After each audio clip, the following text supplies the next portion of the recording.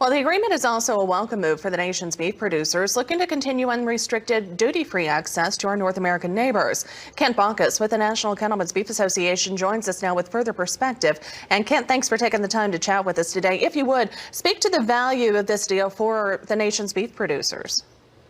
When you look at the US-Mexico-Canada agreement, this is an exciting time for us. USMCA, it protects our investment in both Canada and Mexico. For the last 20-some-odd years, we have really enjoyed that duty-free, unrestricted access to those markets, and we've really spent millions of dollars as an industry to develop a very strong consumer base in both those countries. USMCA helps us protect that investment, not only by continuing to have that duty-free, unrestricted access, but also having very strong sanitary and phytosanitary standards to make sure that we have predictable trade and dependable trade into those markets.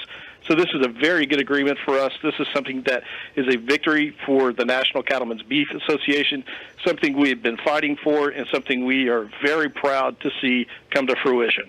How big of a market is both Canada and Mexico for beef? Well, year over year, you're looking at about at almost $2 billion cumulatively. Mexico is really become a much bigger market for us in the last few years. A lot of cuts that Americans find less desirable, we can sell at a premium in the Mexican market, similar to what we can do in the Asian markets.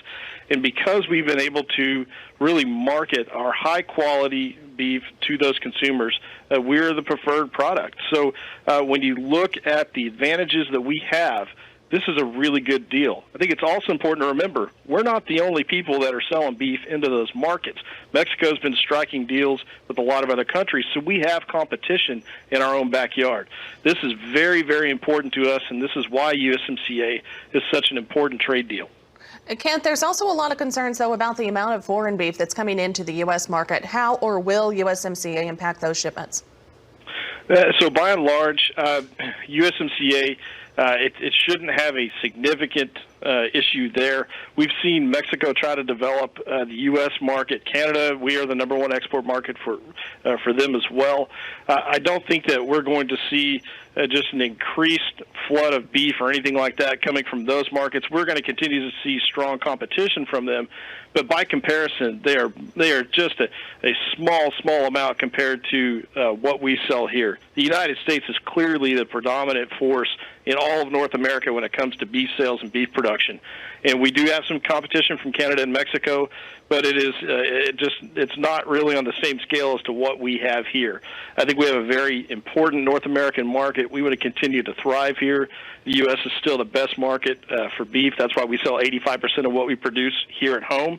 We're going to continue to do that, and we're also going to, benefit from this agreement because it allows us to build a bigger consumer base in both Canada and Mexico.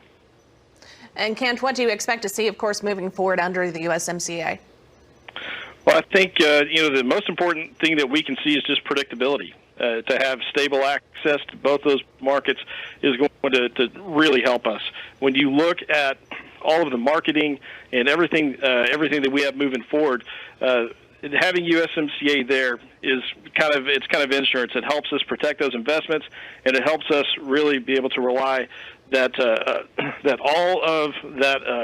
all that money we've invested to market to those customers in both Canada and Mexico, that's going to pay off because we have stability, we have predictability in two of our biggest export markets. So this is a very good agreement. All right, Kent, as always, thank you very much for your insight. NCBA Senior Director of International Trade and Market Access, Kent Bacus, on the phone with us today from Washington, D.C.